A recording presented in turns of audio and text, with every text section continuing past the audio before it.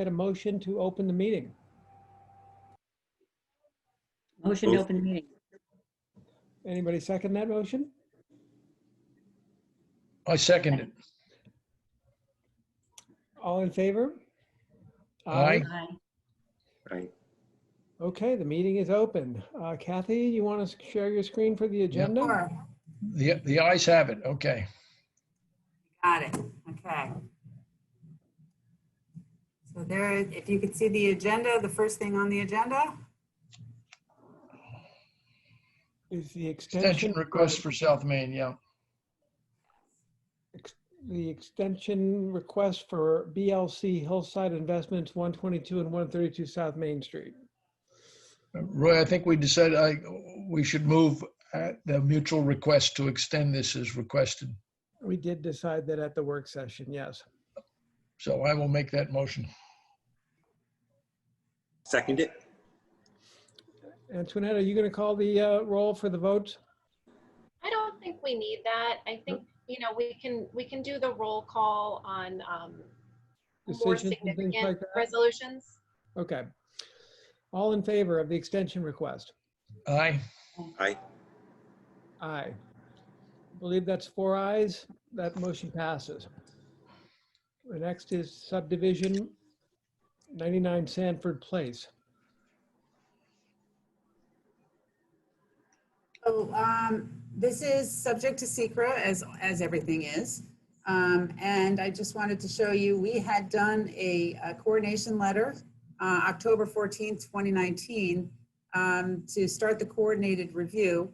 This is not a required coordinated review, but we decided to do it because there is the Zoning Board of Appeals involvement and the Health Department. And generally the Health Department wants the village to do the secra, as well as does the Zoning Board when they're both involved. So we sent that on October 14th. We didn't receive any responses. So the village planning board could have adopted the determination in December. But sorry, I'm gonna go back. So we had prepared a short EAF Part 2 impact assessment and identified no significant adverse impacts from this subdivision. And thus we are recommending the adoption of a neg deck. So the resolution would be to declare the planning board as lead agency and to adopt the neg deck, if you don't have any questions. So Kathy, we should we do a motion that we constitute ourselves because of following the process as the lead agency, and then do another vote, having reviewed this material, which you anticipated, and we did too, would be routine in these purposes. No objections having come, then we do a second motion, right? I've seen it both ways. Alice, do they have to do 2 resolutions, lead agency and neg deck? You can do it as one resolution. Yeah. All right, then, Roy, may I make a motion that we vote on the planning board declaring itself to be the lead agency for secret purposes on this application. And in addition, having received the material from Kathy and having had discussion of this in the past several times, we vote also to do a negative declaration with the same vote. For secra. That's the motion. Does anyone second that motion? I'll second it. All right, Antoinette, you want to do the roll on this particular vote then? Absolutely, sure. Chair, how do you vote? Aye. Jane, Miss Claire, how do you vote? Aye. Mr. McFarland, how do you vote? Aye. Mr. Piazza? Aye. So the secret neg has been issued a negative declaration.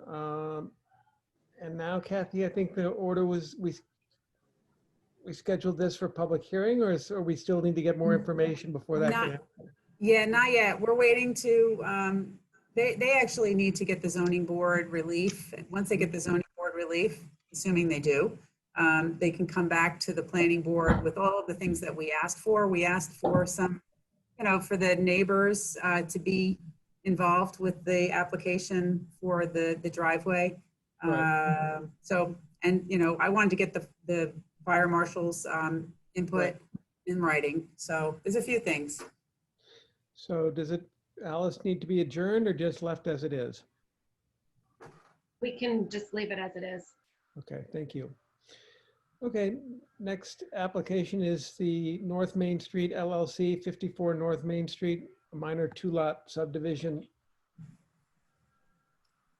Yes, so I don't have, I could bring up the plan. Why don't I do that? I had it in last week's folder.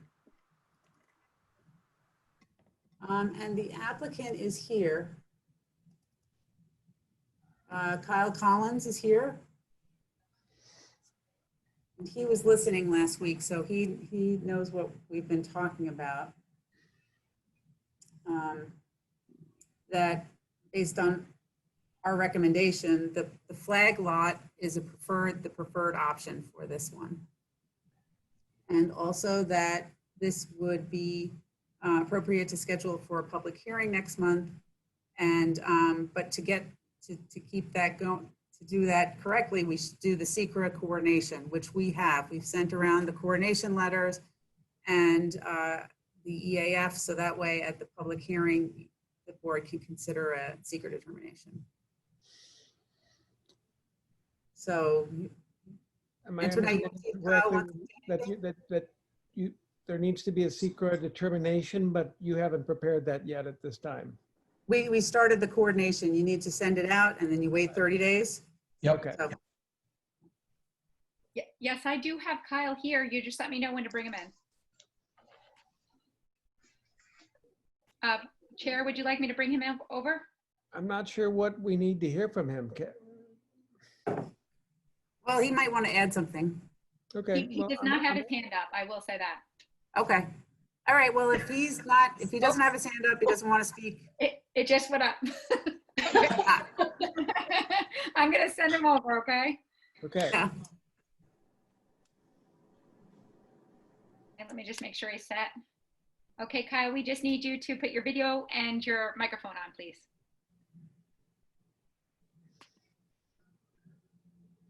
Unmute and video is start video. Okay. There you go. There he is. Yes, Kathy did a great job doing the presentation last week. I do understand the board is preferring the flag lot alternative. My understanding is today is just to schedule the public hearing, and I'll make a more formal presentation at the October meeting. Unless any of the board members have any questions for me now. anyone?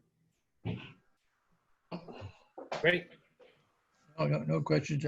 We'd love to hear, I guess, in general, what the plan is. It's to keep the office building and build a house, right? Correct. Eliminate Thank the you. pre-existing non-conforming use in the rear of the site, create a 40,000 square foot flag lot in the back, and then the remainder of the lot, which is 32,740 square feet, building or lot that will contain the building and accessory parking associated with that office building. Okay, thank you.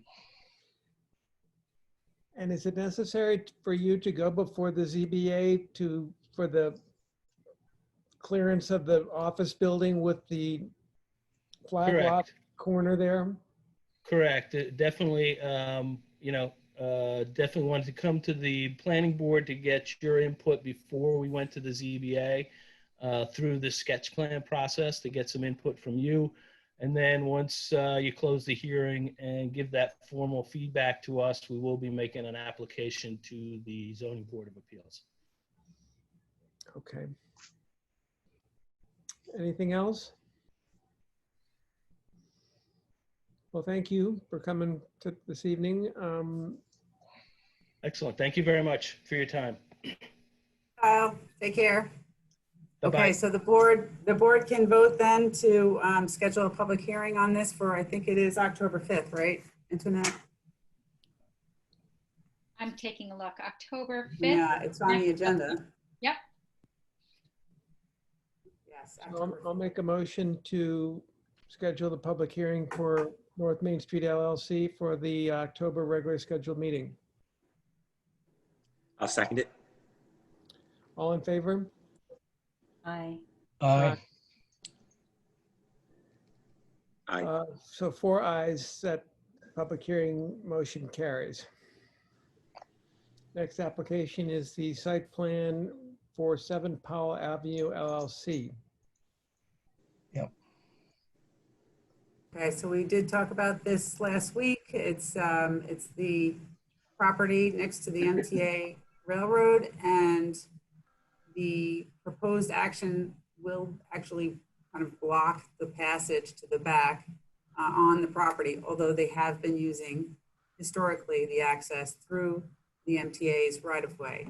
And Alice's comment was that this is to approve something that, well, why don't you say it, Alice?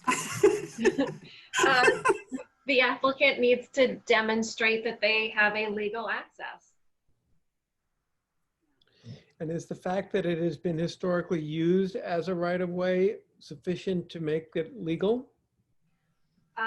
They have not demonstrated that to my satisfaction. They've said that it's historically been used. I understand that, but they have not demonstrated a legal right to use it. Alice, you brought up the term at the last meeting about prescriptive rights, which I've heard before with beach access issues. So what would they have to do to prove prescriptive rights? Well, it can be complicated, particularly because the property is owned by the MTA. Right. So that's an analysis that they're going to need their attorney to do. Okay. I can't do it for them. You know, they're going to have to do it.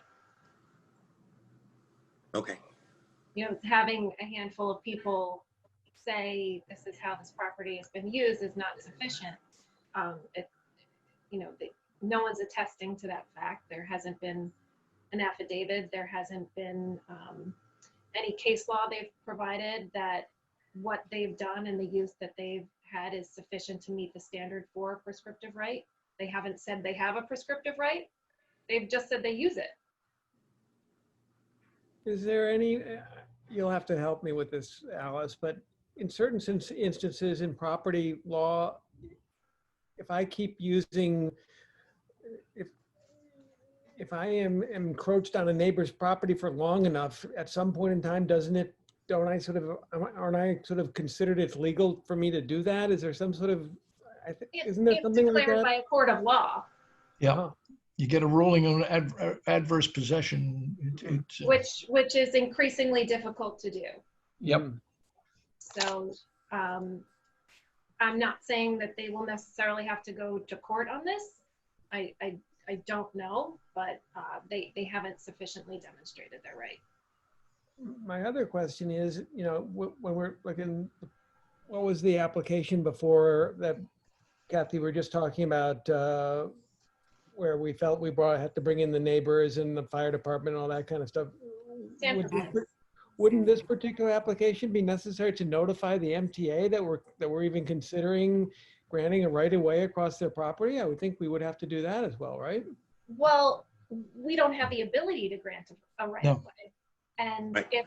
if the MTA says we can't give you an easement because there's a concern that we won't give an easement within 30 feet of a rail line, you know, we probably need to consider that they make that rule for a safety reason.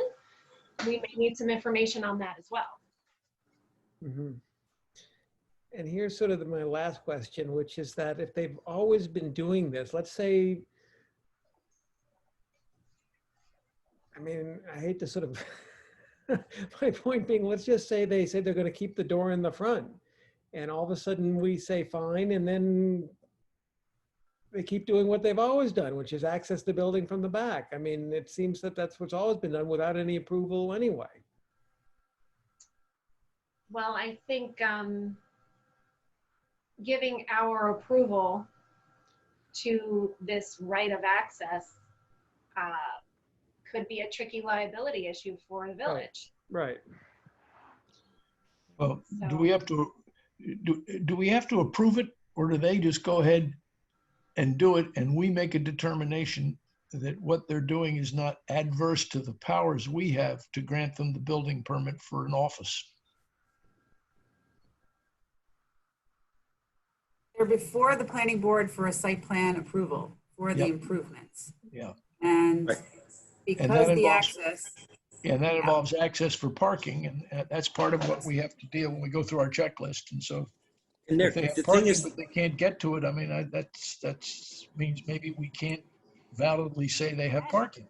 and I mean, it's sort of this catch-22, right? There's, you can't make improvements and make it better without and get an approval from the planning board. I mean, the application, it seems very good. I mean, just, personally speaking, it works better than what's there now. It Yep. kind of makes it a formalized parking area. It adds the ADA access and it retains the scale, the historic scale, which is really cool. So it's sort of this rock and a hard place thing, that, by approving something that would make it better, we would need legal, the legal access, Yeah, we have. or at least some kind of interpretation that the board is comfortable and council's comfortable with. did I understand it correctly that without preserving that scale, there is access? I don't know that it quite works because I'm not sure it's wide enough. I don't think so either. Yeah. But it's not like it's an impossibility. There No. might be a way to work it out without preserving the scale. The issue, Tony, the issue is Not with the ADA, I'm sorry. With what Dennis. they- Oh, what that's right. they're using, Right. the problem is the ADA requirement, which not only do we need to recognize, and then they're recognizing, the ADA requirement drives this one. Yep. And when it drives this one, we end up with this dilemma that we have parking involved, which we approve. That's in our mandate. We have very little in our mandate, but the parking for offices is one of them. And in order to approve the parking, we've got to deal with this ancient issue of access. And it seems to me our only alternative is to have them give the railroad the old college try. We all know how hard it is. Right. We get those facts, tell them, then we'll have to decide. I mean, Roy and I know that Shinnecock Golf Club is going through a process like this right now. If things have gone on for over 100 years, yeah, you get to them obliquely sometimes. What's the access? So I don't know what to do except to have them do something unfortunately expensive and time consuming by a week or two to get to the railroad, who's in disarray right now. So they have to do their best.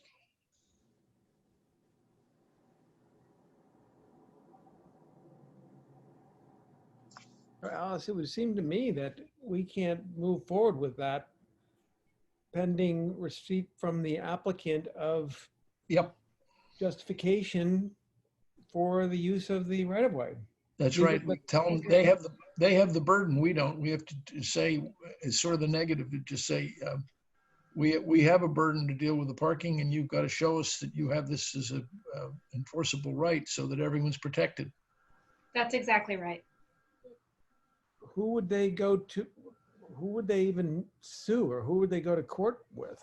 The first thing you do is you try to get a hold of the I don't want to go down the road of who should sue who. That's not really our that's not place. ours, but we if don't I were know. him, I'd go to the assistant counsel of the railroad.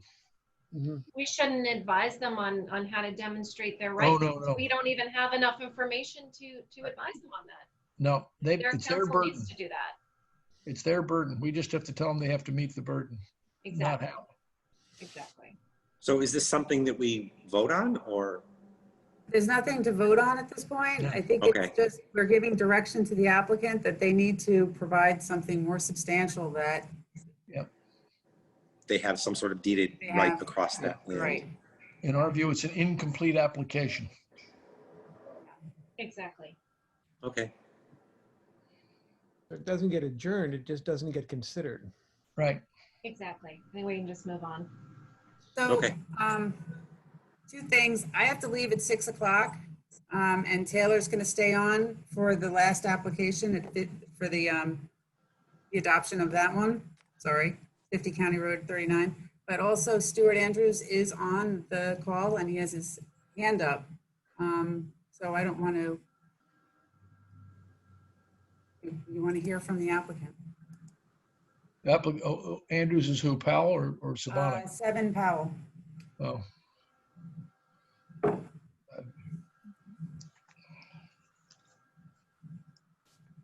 I'm willing to listen to what he has to say.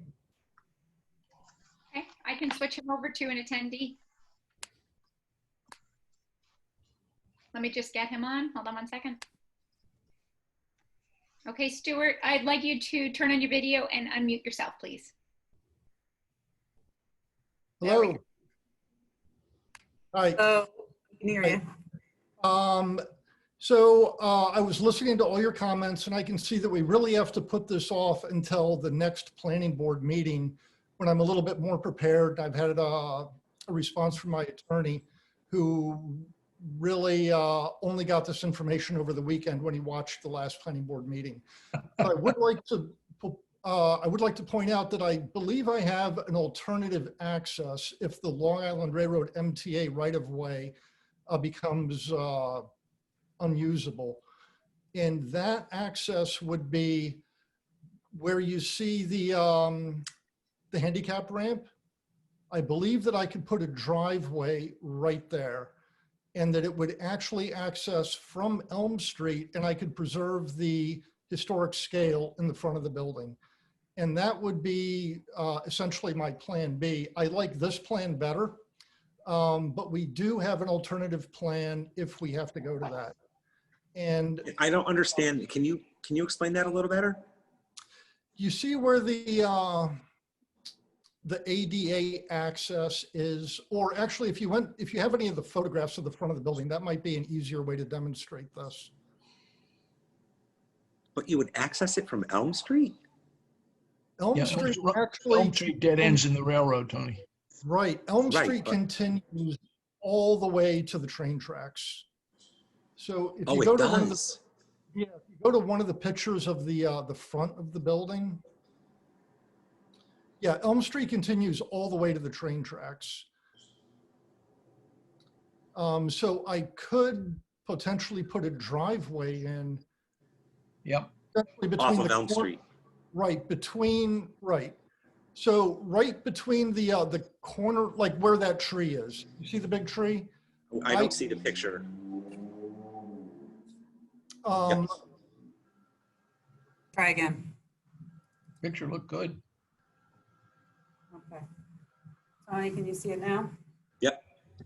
So Elm Street actually continues right to the train tracks. And the first 10 or 15 feet of that cobblestone roadway are actually on village property. That's actually Elm Street.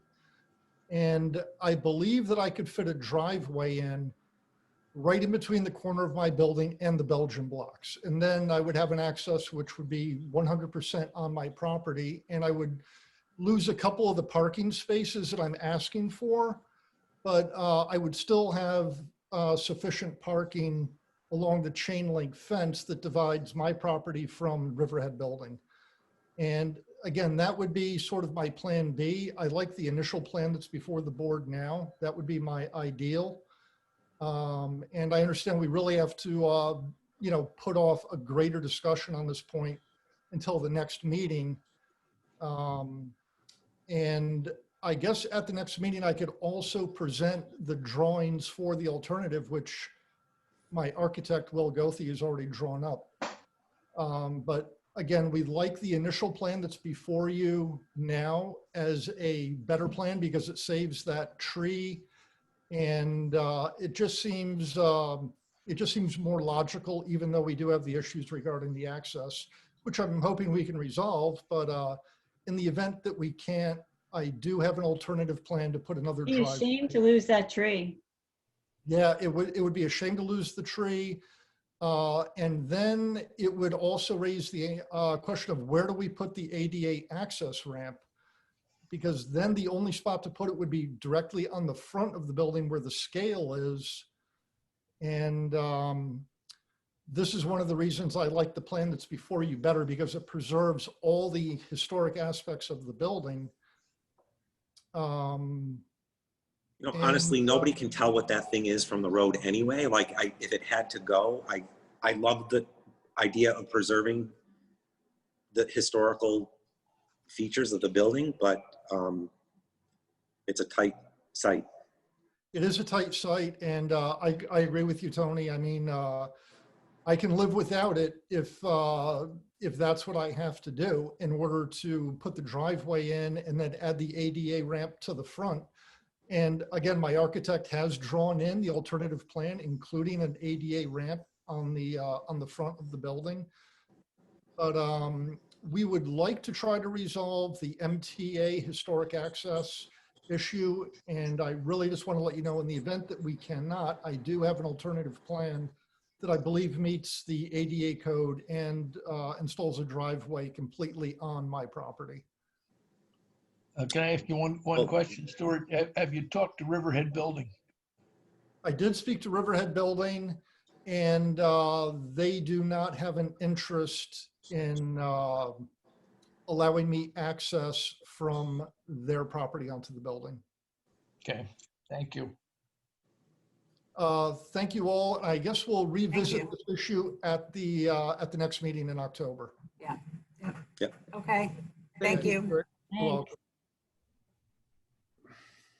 Okay, last but not least, we spoke about the Sabonic Realty, the addition of parking at the Snow White Laundry.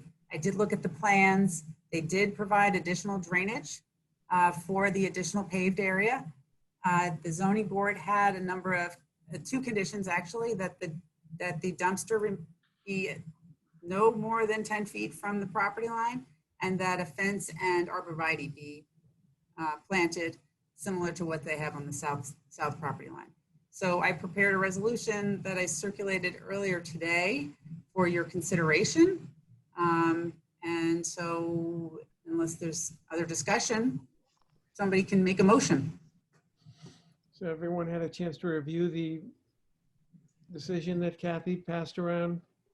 I did, and I found Yes, it I did. Yep. acceptable. I'm happy to make the motion if you want. Okay, thanks. Alan, I'll move that we approve. do I have a second? I'll second it. Antoinette? Yeah, I can do that. Mr. Piazza, how do you vote? Aye. Chair, how do you vote? Aye. Mr. McFarland, how do you vote? Aye. And Ms. Claire? Aye. Motion is approved. That concludes the agenda. We have a couple of meetings to approve. Just one, I think. What's that? I Yes, think just we just have the August 3rd. Alan, you, as the Yeah, master of the minutes, I'll move that we approve the minutes submitted to us of the August 3rd meeting. I'll second it. all in favor? Aye. Aye. Chair, how do you vote? Aye. Ms. Claire, how do you vote? Aye. Mr. Piazza, how do you vote? Aye. And Mr. McFarland? Aye. Okay, that minutes are approved. That concludes the agenda, at least I can't see that there's anything else on it because I can't see it. No, I took it off. Sorry, Roy. Yeah. Oh, Roy, that's it. Just future meetings.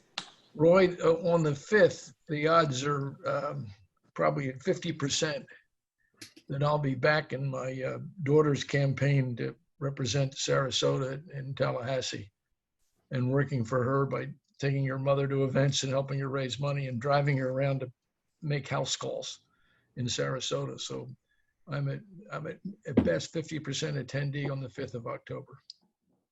Well, Tony Sorry. and Dean, will you be available for the next meeting? Yes. Okay, maybe Pam, hopefully Pam will be back too. All right, so the next meeting will be September 28th, 5 PM. It's a work session. Yep. Next regularly scheduled meeting will be October 5th at 5:30 PM, public meeting. As far as I can Are we tell, going to Alice, continue with the Zoom, or are we going to meet in the Village Hall? where are we at with that, Alice, in terms of We're going to continue with the Zoom for now. we'll continue with Zoom meetings for the next 2 meetings then, at Yes. least. If there's no further business, can I have a motion to close the meeting? Motion So to close? moved. Second? All in favor? Second it. Ah. Aye.